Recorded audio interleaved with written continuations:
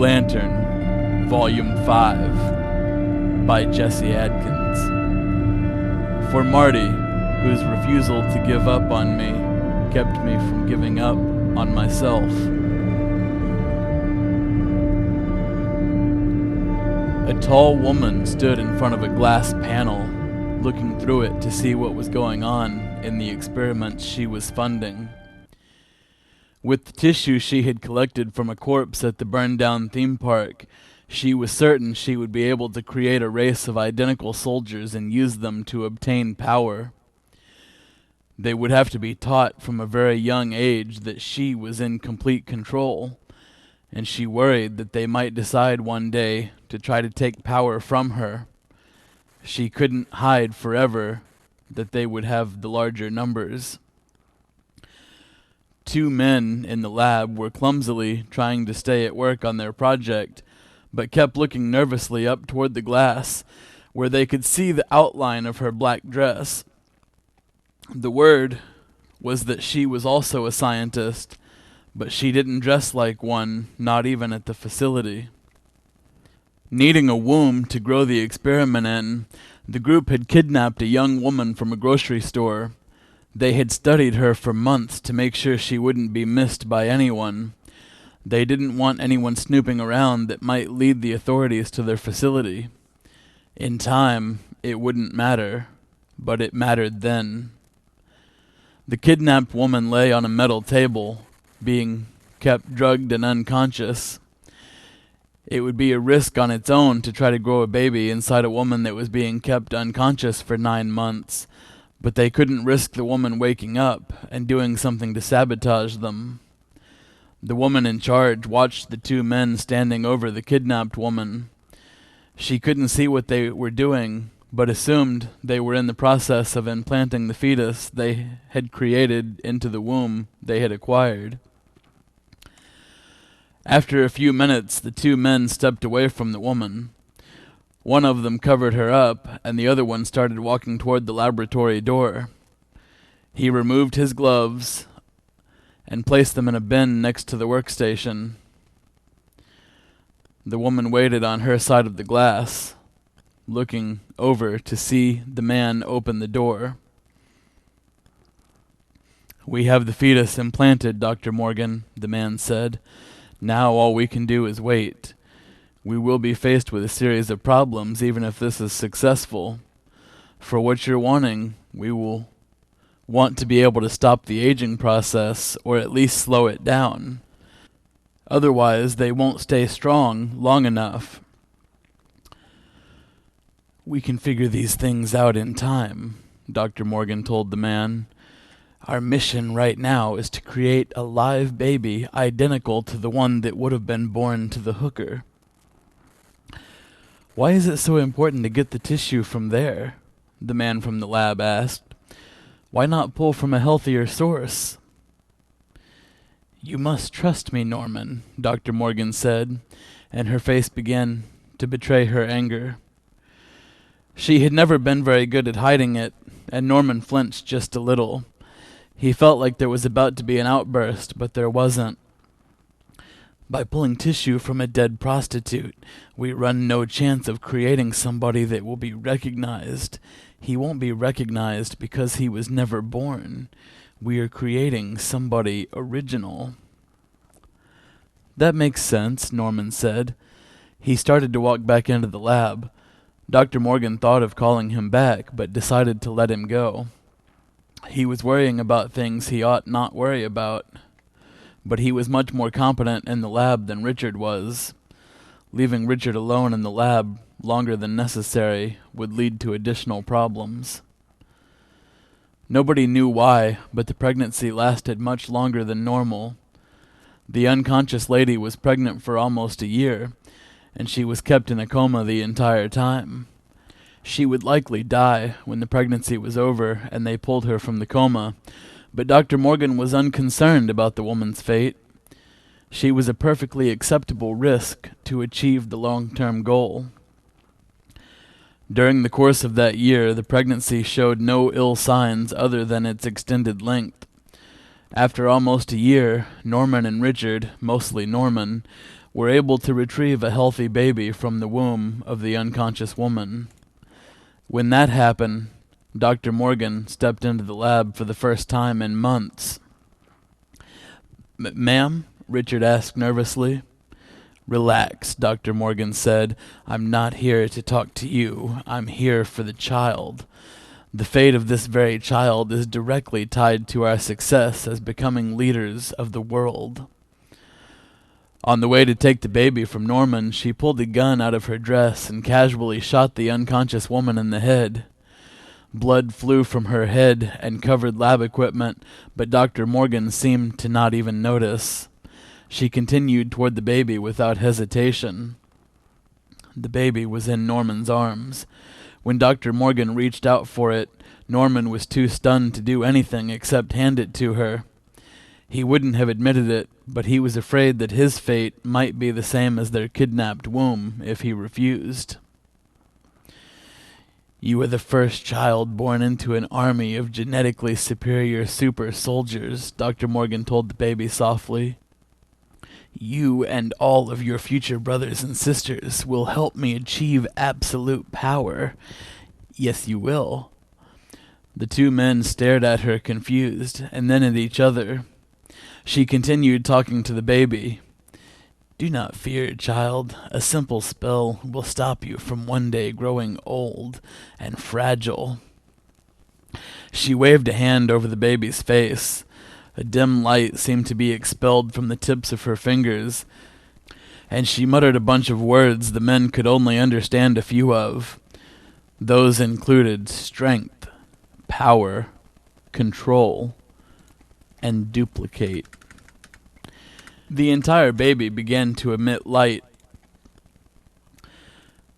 and this didn't seem to bother Dr. Morgan at all. It was almost as though she expected it. She walked away with the baby, and neither of the men tried to stop her. Several years later, Norman found out that Dr. Morgan had been messing with black magic to manipulate the growth and strength of the baby. She had also used black magic to try to duplicate it without using a live womb. He had started spying on his boss, and he believed she was completely unaware of it. He learned that while she had been able to modify the baby's growth, it had not been the way she wanted. The attempt to clone the baby with magic had failed completely. "It should have been obvious that I would be unable to create more copies with just a spell," Dr. Morgan said one evening in a large chair in her study. Norman shifted uncomfortably behind the closet door. "You may as well come out here, Norman. You are as inept at stealth as Richard is in the lab. Come out and have a chat." Norman opened the door and stepped from his hiding spot into the room where Dr. Morgan's chair was the dominant feature. He had no doubt this was by design. Stuttering just a little, he asked her, "Why would the attempt have failed?" "Black magic is powerful," Dr. Morgan said calmly. "It can do many things for those who are able to harness it, but no magic can create life from scratch. That must be done organically. There have been several copies made of the original child, all mostly useless toward my goals for different reasons. The original stopped maturing too soon, but still grows in size. As a full-sized adult, he will have only the mental capacity of a 3-year-old child." "There are others?" Norman asked. "Of course," Dr. Morgan replied, still not raising her voice or showing any kind of emotion at all. "I was able to speed up the growth of another one and then stunt the aging process at the point I wanted to. His cognitive functions are too strong, and I am unable to keep him in line. He must be killed, and he knows enough to thwart me should he decide to do so." "I see," Norman said nervously. He had started piecing together what Dr. Morgan was saying, and realized what it meant a little too late to make an escape. "You have served me very well, Norman," Dr. Morgan said. "Even Richard has served his purpose. Unfortunately, I cannot take risks. And both of you are risks." She stepped calmly from her chair and around a table toward Norman. She moved slowly, but Norman was too stunned to move. He stared at her as she pulled a sword from the table. Norman questioned in his mind if the sword had been there before she reached for it, and he was almost certain it had not been. Perhaps if he had realized earlier that she was practicing witchcraft, he could have stopped her. He could have at least survived. The last several seconds of Norman's life seemed to occur in slow motion. With the sword in hand, Dr. Morgan leaned in close and kissed Norman on the mouth. As she pulled away, she whispered the words, "Thank you," then lifted the sword in both hands and plunged it down forcefully into Norman's chest. Norman was dead before his corpse toppled to the floor with a loud thump. The sword was still in him when Dr. Morgan walked away.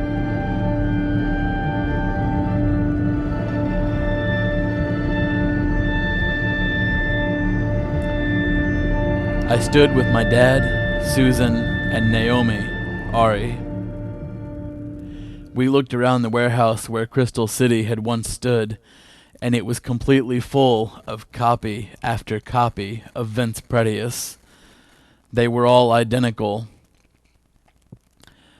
"The man who gave me my powers," Dad said. "They're all wearing his face." That statement caused a million questions to run through my mind. I could think about those things later, though, as we were about to have to fight to escape the warehouse. The clones were not only awake, but also starting to move. I knew it would only be a couple of minutes before they freely moved with their full range of motion. "We've got to get out of here now," I screamed, as some of the clones started making their way toward us. "Your friends are doomed," a mechanical voice informed me. I looked around to see the thing that looked like me standing just a few feet away. I hadn't noticed him approaching. "There's nothing you can do for them.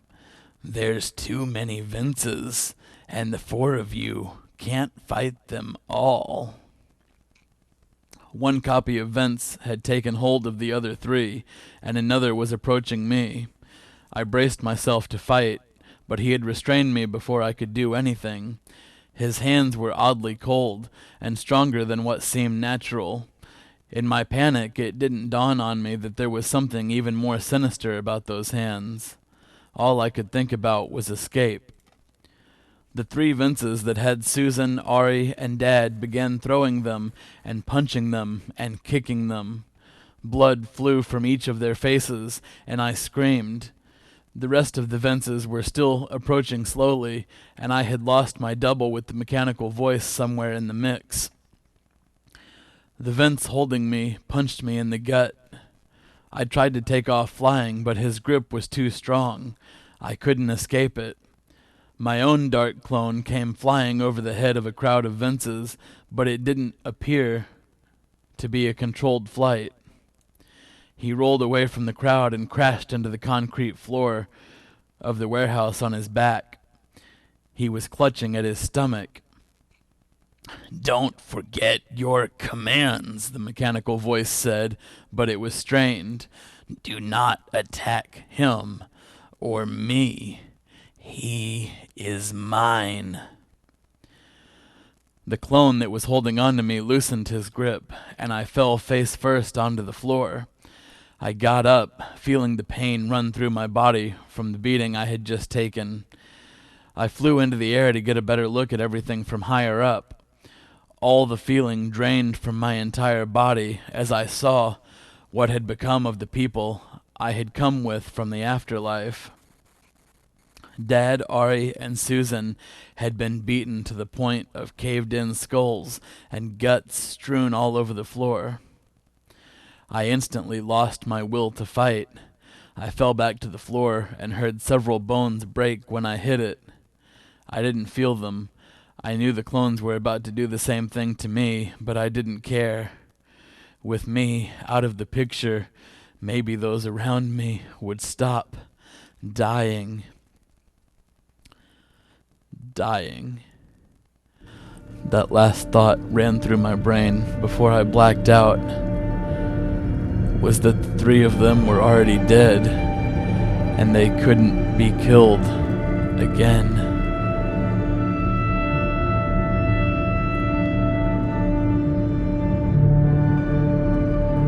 "What day is it?" I asked stupidly. A lady in scrubs was standing over my bed, and I recognized her. It was Ari. I was so relieved to see her. "Are Susan and my dad okay?" "Jack," Ari said slowly, "your dad died years ago. We've been over this already. Your dad is dead, and I don't know anyone named Susan or Ari." "What are you talking about?" I asked. "What about the warehouse? Do you not remember anything about the warehouse?" "Are you talking about this warehouse?" she asked, laying a newspaper clipping on the table in front of me. "Nobody was at the warehouse when it burned down, except for that damned pumpkin man. If you don't stop this, you'll have to be sedated again." Before I could reply, she left the room and closed the door. I picked up the newspaper clipping and started to read it. "The site where I used to live, the once great Crystal City amusement park, faces tragedy once again. The famous park burned down almost a century ago in a tragic fire that killed hundreds of people and left park owner Marlon Grant horribly disfigured. On the anniversary of Mr. Grant's death, the warehouse that stood in what used to be Crystal City's dance hall also burned down. This time, it was no accident. It has been reported that the man who once dubbed himself Mr. O'Lantern was spotted at the warehouse, and he is the lead suspect in the arson case. Fire officials have said they determined the fire was not electrical or due to a gas leak in the warehouse. It was set intentionally using lighter fluid or a similar substance. It appears that years after we looked up to Mr. O'Lantern, he turned out not to be such a light in the dark after all. We could in fact call him Dark O'Lantern. The warehouse, now owned by Morgan Robotics, said the warehouse was housing prototypes of a new robot that would potentially be able to do mundane tasks that the average human would not want to do. The loss is a big setback for the robotics company, but they say they will recover. The CEO, Norman Riggs, said development on the new robots will be slowed by the loss, but not stopped. Riggs is even hopeful that the robots could be available in the next 5 years. Anyone with information on the whereabouts of Dark O'Lantern should contact authorities, and do not approach him if you see him. He has become unpredictable and is extremely dangerous. Robots. Had all of those clones been robots? That would explain the unusual strength and the coldness of their hands. They had looked so realistic, though. I couldn't believe there was no mention of anyone else being there except for me. They believed that the Dark Man was me. They didn't realize he was nothing more than a clone. It would be more important than ever to protect my identity until I could figure out exactly what was going on. I had to see how many of the people I cared about I could get to safety before I sacrificed myself to the greater good. My life for all of theirs. I was ready. "Hello, Mr. Geist," a low, sinister voice said as the door opened. Harvey Morgan walked through the doorway and stared at me through glassy eyes. "It seems that I owe you an apology.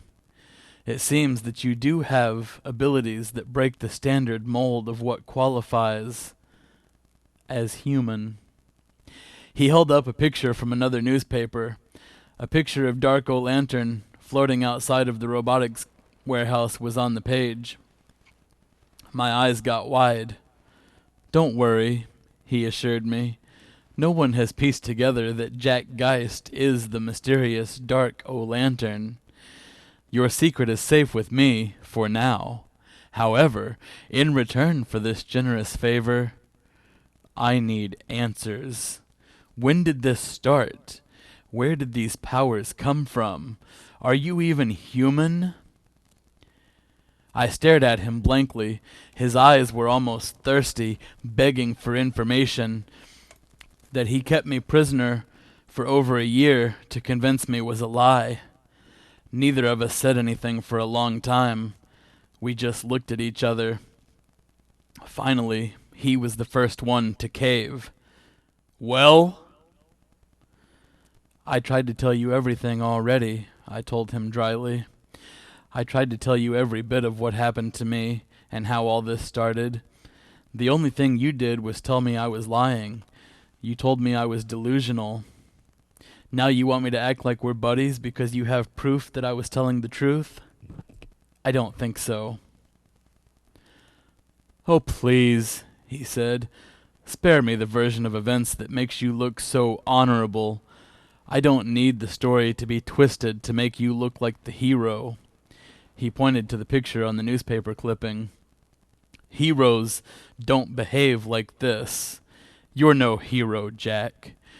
You are an attention-grabbing psycho, and if you want my help, I need the truth. If you won't give me the truth, I can have the entire United States Army here for you in just a matter of hours. I can promise you, Mr. Geist, that they will not take you alive." "Have them kill me then," I said. This was clearly not the answer that Harvey Morgan had been looking for. It's hard to threaten somebody whose only remaining goal was to die.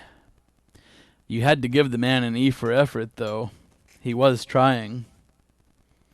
"Jack," Harvey said in a voice that was dripping with fake concern, "I would hate to see something happen to you. I really would.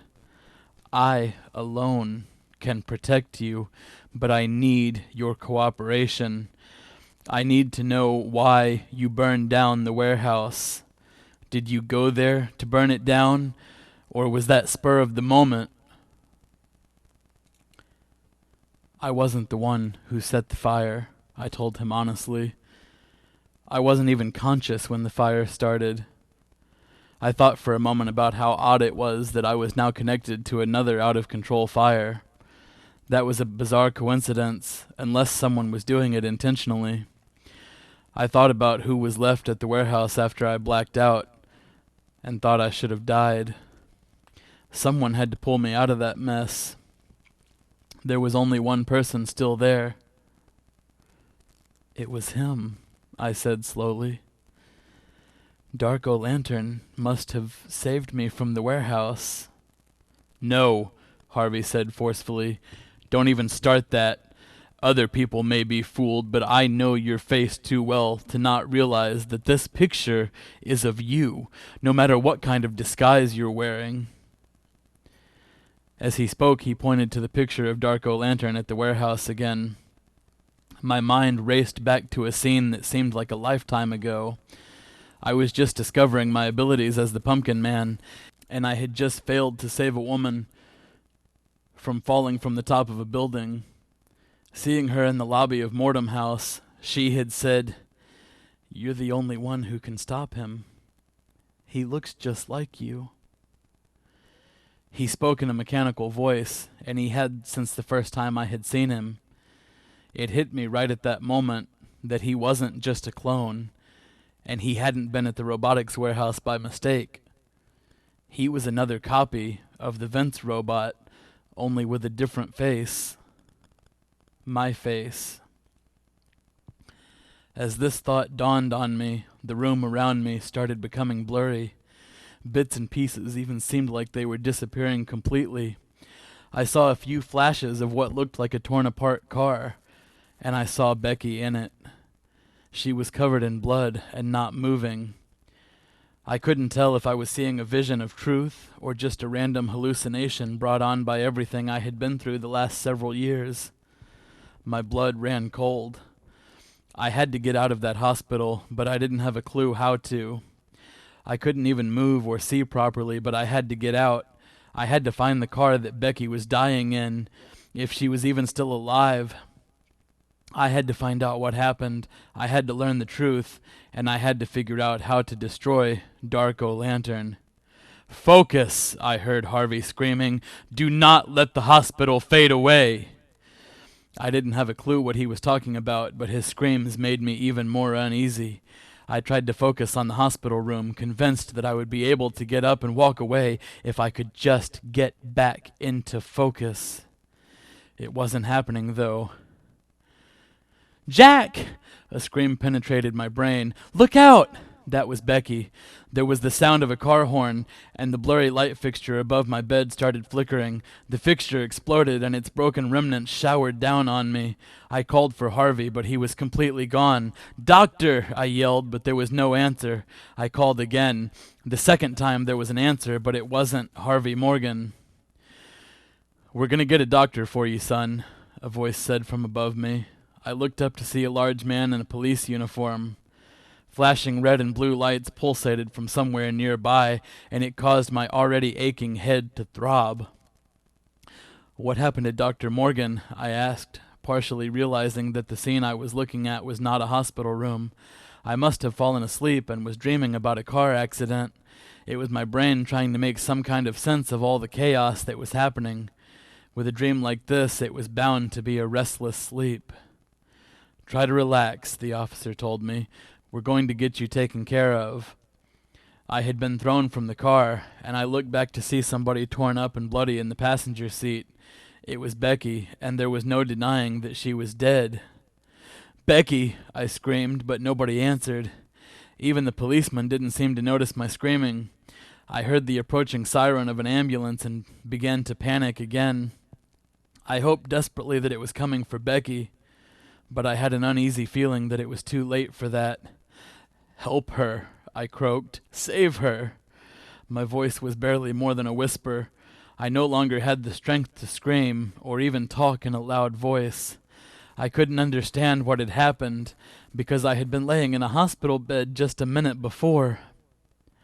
"Help is on the way," the officer assured me as the ambulance came to a stop beside us. As quick as it had dissolved, I was back in the hospital room facing Harvey Morgan. The light fixture was completely intact. "What's wrong?" he asked me cautiously. "I must have fallen asleep for a minute," I told him. "I had a horrible dream." "Do you want to talk about it?"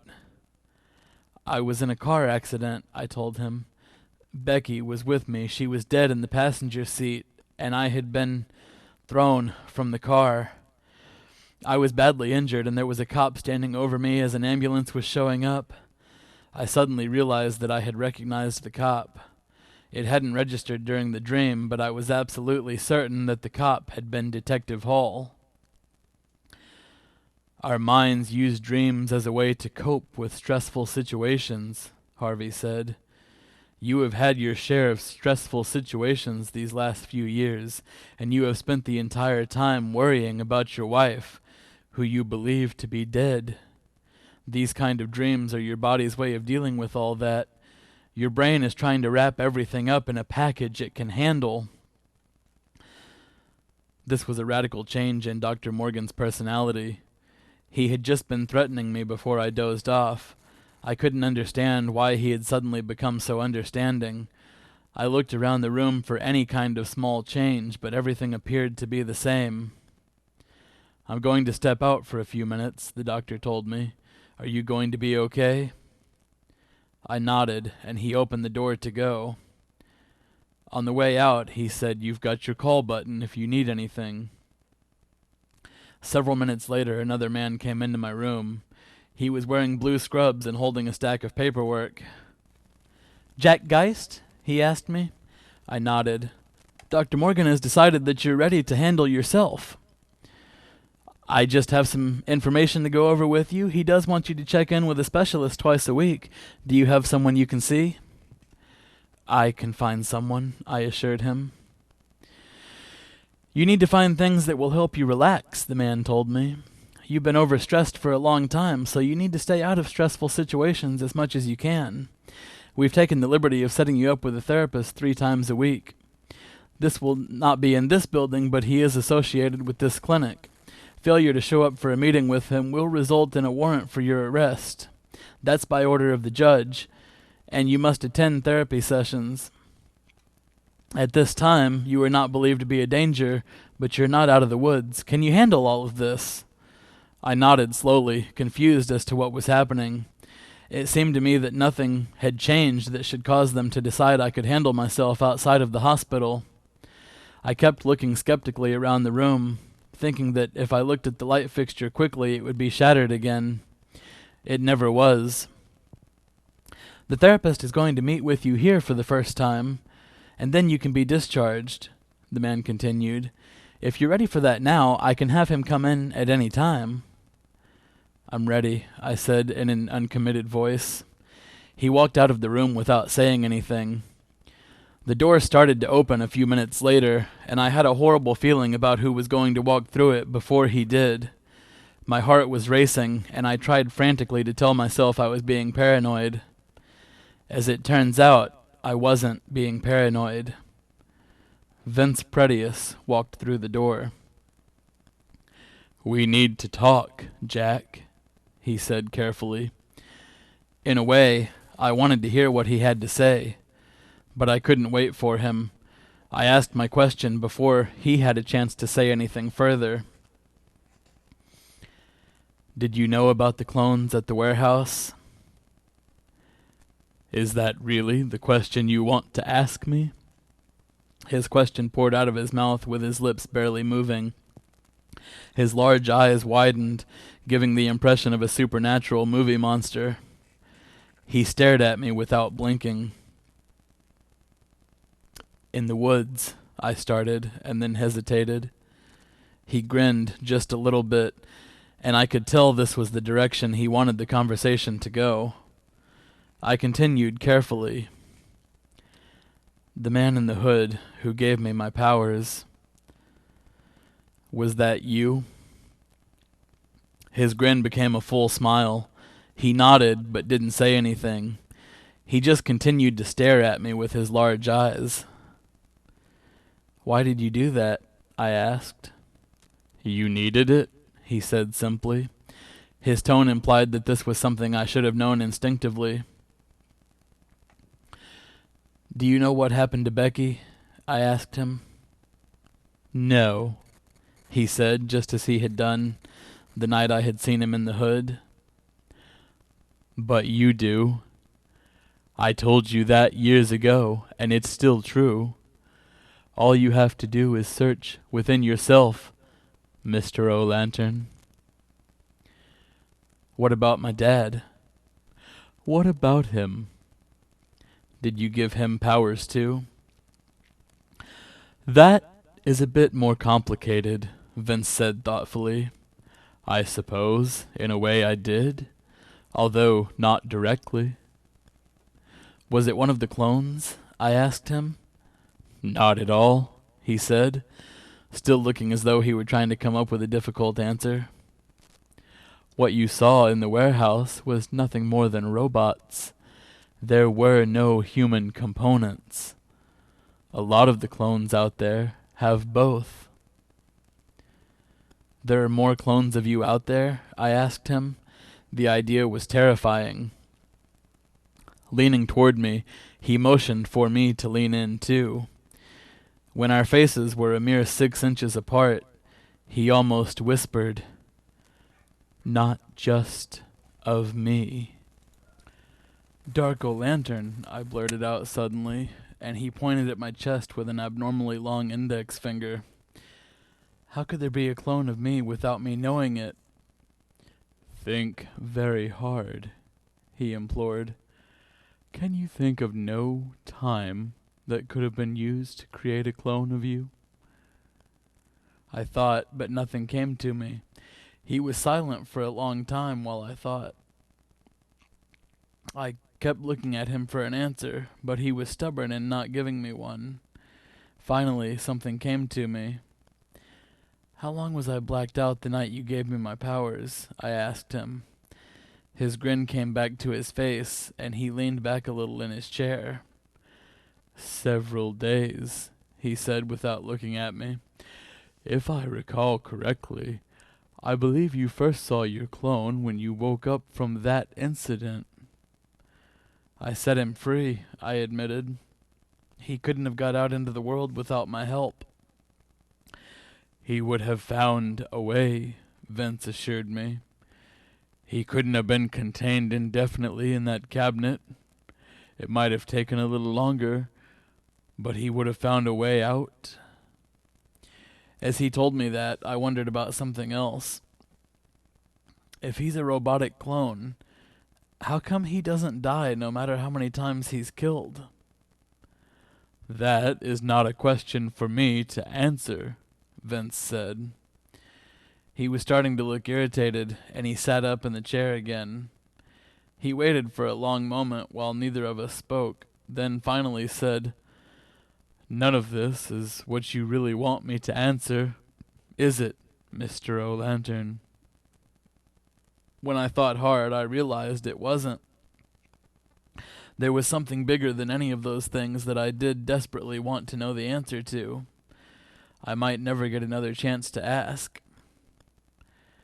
"You saved my life at the abandoned hospital," I said slowly. He nodded but didn't respond. I continued, "Why did you do that after you had just tried to kill me in your house?" "Mr. O'Lantern," he said, and he was actually laughing a little bit, "I had a house full of guards and a security system watching your every move 24 hours a day. If I had wanted you dead, don't you think you would have ended up dead?" I had never thought of that, but it did make sense. I felt a bit dumb for not coming to the same conclusion in the years since the incident at Vince's house. We had fought off 3 guards, but we knew there was more than that. We wouldn't have escaped the house if Vince had wanted us dead. A new question came into my head. "Why keep us prisoner, then?" I asked quickly. "For your safety," he responded in an offhand tone. "What about the safety of all the people that were killed in that house?" I asked him. Thoughts of what had happened to me suddenly disappeared as my mind flew back to the thought of the corpse in the bathtub and all the blood on the walls. "They were never real people," Vince said. His voice was as calm as ever, but I could feel myself getting angry. I held my hands up to look at them. "Your skin won't glow here," he told me. "Not right now. You still haven't figured out what was in that house, have you?" I never got the chance to ask him what I was supposed to be figuring out, because something blew up down the hall before I could. Fire rolled down the hallway toward the door, and I could hear pandemonium happening on the other side of the walls. "God damn it!" Vince yelled, getting up from his chair. "Those bastards can't be trusted with any fucking thing." He got up and made his way calmly toward the door. He opened the door, but the fire didn't come into the room. It was almost as though there was an invisible barrier in the now open door. The fire came right up to it, but wouldn't cross the threshold. "I have to go," Vince told me, looking back at me only briefly as he did so. He then stepped out the door and into the flames and smoke. They didn't seem to have any effect on him at all. After a few minutes, I got up and made my own way to the door. A memory came back to me as I stood there looking at the invisible wall holding the flames outside the door. I was back in Crystal City Amusement Park as fire took control of everything. The fire closed in on everyone, and we had all stopped struggling. I was prepared to burn, but I couldn't feel the fire when it arrived. I never did figure out what had caused that. Watching Vince walk through the fire in the hospital made me wonder if I could do the same thing. The door to the room had pulled itself shut, but I opened it and followed Vince out into the fire. My mind was reeling from the revelation that he hadn't actually tried to kill me in the cannibal house. I had still found bodies being cooked there, so it wasn't like he was innocent, but he had spared me. As I expected, the flames in the hallway seemed to have no effect on me. Other people were not so fortunate. A nurse was laying in the hallway with skin melting off his face, and he screamed in agony. I knelt down to help him, but when I reached out for him, my hand went right through him. It was like he was a hologram. The hallway was littered with debris and chunks of drywall blown out of place by whatever had exploded. I wasn't able to put my hand on any of it. A weird thought occurred to me that maybe nothing was real except the floor, and I wasn't sure what would happen if the floor was no longer solid. Would I just fall through it? Or would it hold me up, but I would still be able to stick my head through it? In crisis, the human mind comes up with really strange things. I attempted to refocus. I heard someone scrambling for help in the next wing over. On some level, I knew that trying to help would be in vain, because I would just float through everything like a ghost. Out of instinct, I still ran toward the screams. The flames didn't burn me, but it was still hard to see between them and the smoke. The cries for help grew louder as I pushed through the fire. The screams led me to an imaging room with a giant donut of a CT scan machine in it. The machine itself was on fire, and smoke poured out of it until the entire room was like a giant smoke cloud. I choked and coughed as I tried to locate the person producing the screams. They seemed to be coming from the machine itself. I approached it carefully, inhaling smoke to the point that I couldn't breathe. It hit me that something had changed just as I reached out to the machine. In the same instant that flames licked my hand and I felt it scarring my skin, I realized that I was not immune to whatever was happening in that room. I had been choking on the smoke since I had entered the imaging room. Something about this was different. I screamed as my hand burned, and the flames made their way up my arm. I ran madly around the room, looking for something to douse the flame with. I wondered madly if I might be able to operate a fire extinguisher with one hand to put out a flame on my other hand. I finally found a sink on one wall and used my arm that wasn't on fire to turn on the faucet. I don't even know which knob I turned because I couldn't see anything in the cloud of smoke. I heard the water running and put my hand under it. The pain intensified. The stream of water was powerful enough to put out the flame, but it shot pains through my arm like I never would have imagined. I yelled again and tried to hold my arm under the water. Charred skin fell from my arm and into the sink. "Jack?" a voice questioned. It was a soft voice, but it felt like it wasn't in the same room. My senses were messing with me. That was all. But I felt like I was going insane. I looked around wildly. I knew I wouldn't be able to see anything through the smoke, but I turned reflexively when I heard my name. "Jack," came the voice again. It was a voice I recognized, but I couldn't quite place it. "Who's there?" I called out into the blind room. "I am," it told me. The voice never changed volume, but it started feeling further away. I stumbled back toward the door, my right arm still burning and throbbing. Under normal circumstances, being on fire in a hospital would cause the burn to get immediate medical attention. That was not going to be the case that night. I tried not to look at it. I didn't want to see how bad it was. When I made it back to the door, I pulled it open with my left hand. Once I was outside the door, my right arm stopped hurting. I looked down to see that it was still burned and charred, but it no longer felt like anything had happened. I could move it and use it as though nothing had happened.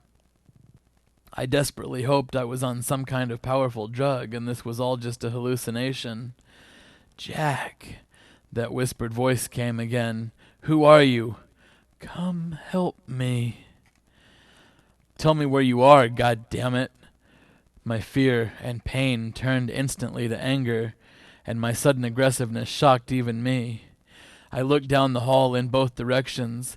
The smoke out in the hall was not as bad as it had been in the imaging room, but was still thick enough to obscure my vision. I saw something coming down the hall that might have caused me to faint if I hadn't seen the same thing at the Pretius house a lifetime before. A 5-foot-tall infant wandered down the hallway. I saw him before I heard him, but he started talking as soon as I saw him. "Where's my dolly?" the baby asked in a sing-song voice. "Where's my pumpkin man dolly?" The creepiest thing I had seen in the Pretius house was wandering the halls of the burning hospital. It did little to help my sense of unease to think that Big Baby had been part of the crew that Vince had brought to save my life after I had been abducted by 2 fake police officers. If Vince had been telling the truth about protecting me, and what he said didn't sound completely crazy, then it also made sense that Big Baby also didn't mean me any harm. He was still creepy as hell. "Jack," the familiar voice whispered again. It seemed to be coming from the walls themselves. "I'm coming for you, Pumpkin Man," Big Baby chanted as he made his way through the flame. The flame also seemed to have no effect on him. Things just kept getting stranger as this began to play out like a nightmare from my own mind. Another face from this nightmare that had begun nearly 5 years prior showed up in the hospital. A man in a brown suit with a prominently displayed badge entered one end of the hallway with a gun and a flashlight raised. He looked up and down the hallway, made a lame attempt to shield himself from the flames, and his eyes landed on me. "Jack Geist," Detective Hall said in a voice that sounded irritated. "Why do you always show up in these weird situations?" I said nothing. I had been asking myself the same thing since Becky had disappeared. "Well?" Detective Hall pressed. Seconds after he spoke, a large part of the ceiling came crashing down from where it had been burning and landed on him. Blood spattered the walls, and I ran to him instinctively. I couldn't tell right away where he had been hit, how bad the damage was, or if there was any chance he might still be alive under the debris. When I approached him, it became apparent that Detective Hall was dead. His head had been crushed, and a chunk of drywall protruded from his chest. His clothes were drenched in blood, as was the floor around him. Brains and guts littered the floor. I had known from the moment Detective Hall had accused me of killing my wife that we would never get along, but this was too much. I couldn't stand it. "Make this stop, God damn it!" I screamed down the hall to no one I could see. "Make this fucking nightmare end. I can't take it anymore." "I hear the Pumpkin Man," Big Baby's answer drifted effortlessly through the chaos and carnage. This time, I didn't try to escape him. "I'm right fucking here," I yelled down the hallway, not even sure which direction he would be coming from. "Come here and fucking kill me, you son of a bitch! Come fucking kill me!" "Those are dirty words, Pumpkin Man," Big Baby said carelessly. His tone was still the sing-song voice, as if he were just parroting things he had been told but didn't really understand. "You shouldn't use those kind of words." The level of Big Baby's voice hadn't changed. It wasn't coming from somewhere else, it was just there. The same could be said for the voice that was whispering at me. When I thought of that, it whispered again, "Jack, come to me." I had to be going insane. There was no other explanation. Nothing else could cause that level of nonsensical chaos. I knelt down beside Detective Hall's body and pulled his gun out of the mess. There was no way to come back from everything that had happened. It was time for it all to end. I stepped back from the smashed body and held the gun to my head. "Don't do it, Jack," the familiar voice whispered from the walls. Up to that point, the voice had sounded neither male or female. When it said, "Don't do it, Jack," I knew immediately who it belonged to. "There you are, Pumpkin Man," Big Baby said. He startled me, as I hadn't realized he had gotten so close. I felt like my heart stopped for a minute, and I turned around to see him right behind me. He was wearing only a giant diaper with brown stains on it, and he was carrying a bloody bag I had first seen him carrying in the Pretius house. "Baby's been looking for you." "Do what you want," I told him. I was weak and uncaring. I collapsed to the floor as I spoke. "Baby hoped you would say that," he told me cheerfully. He took one of my ankles, ironically the one I had broken in the Pretius house, and dragged me down the hallway like I was a dog and my leg was a leash. I didn't try to fight. I didn't care. We made our way past more suffering and pain, more screams of terror as people burned to death in front of me. I continued to flash back to Crystal City, where I had lived through a massive fire that had burned down an entire amusement park long before I was even born. This fire felt much the same way, although nothing indicated that this fire had happened before. This was the very first time. "We're seeing someone really special," Big Baby told me. He continued to walk as though nothing was happening. Vince had definitely noticed the fire, even though it didn't affect him. Big Baby seemed to be completely oblivious to the fact that it was happening. Finally, he pulled me to a door that the fire seemed not to have reached. The fire surrounded it on both sides, but had not touched the door itself. He grabbed the doorknob with the hand that wasn't holding my ankle. He waited for what seemed like a long time, and then opened the door. I don't know why it surprised me that Vince was in the room. I wasn't sure where I thought we were headed, but I thought Vince would have gone somewhere other than another room in the hospital. This time, he wasn't sitting in a chair. He was sitting on the edge of the bed with a clipboard, and he shifted his gaze between me and Big Baby. "Thank you for bringing him," Vince said. He turned to me before he continued speaking. "I don't think we had quite finished our discussion, Mr. O'Lantern. We should get that arm looked at as well." I hadn't even been thinking about my arm where it had been burned. I was in so much shock that I could barely even feel the pain. When he mentioned it, I looked down at my arm to see it badly burned. In all of the chaos, I could have almost convinced myself that the burn had never actually happened. That was no longer the case, as I could see my scarred arm right in front of me.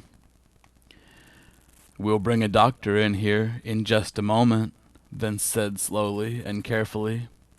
"Right now, there's something I need to tell you.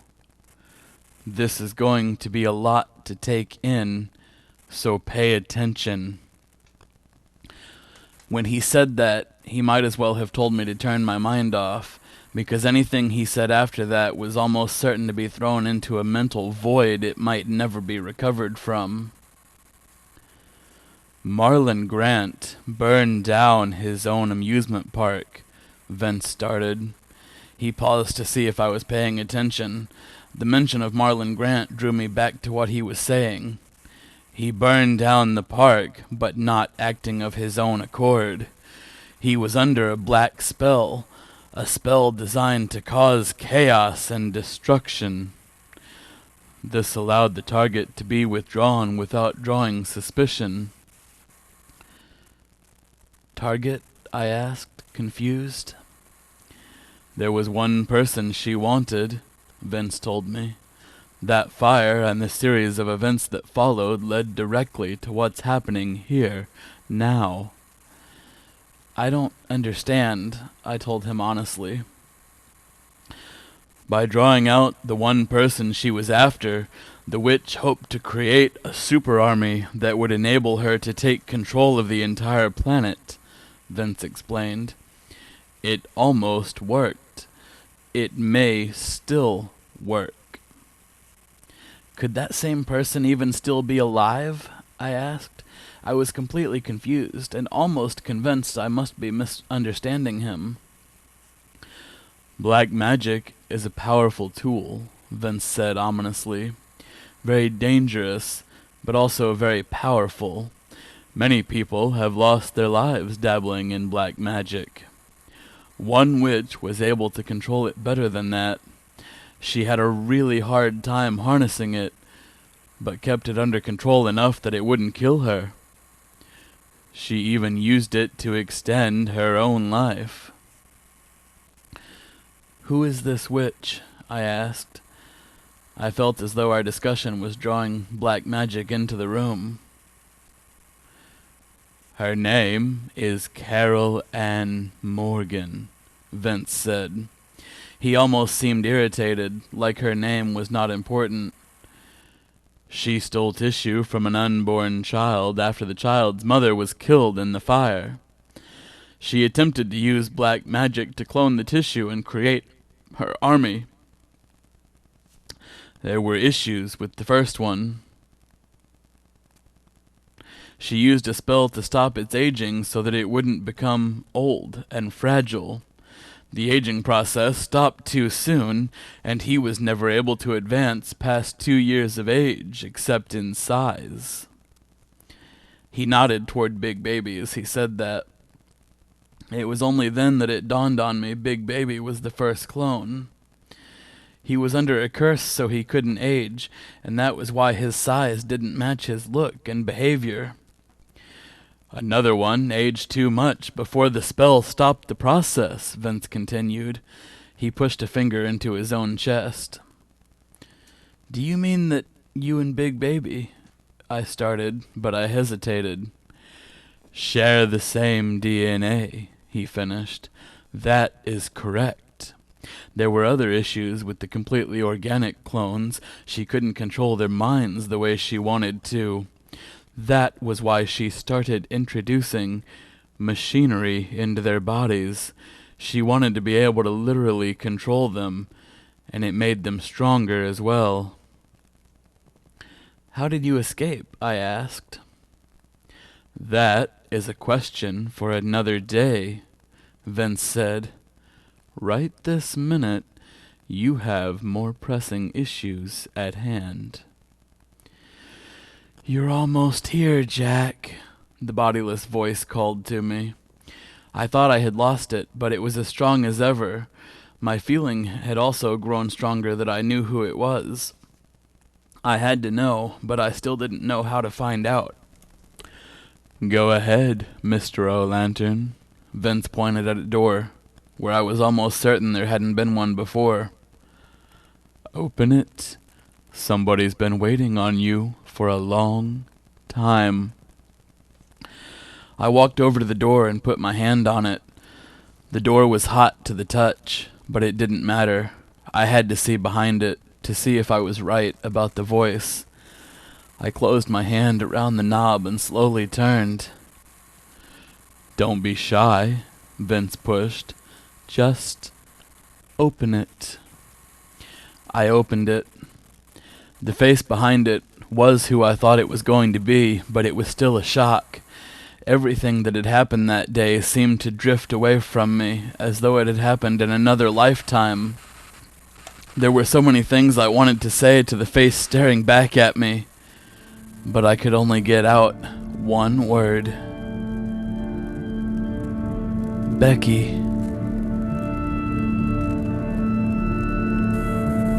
To be continued.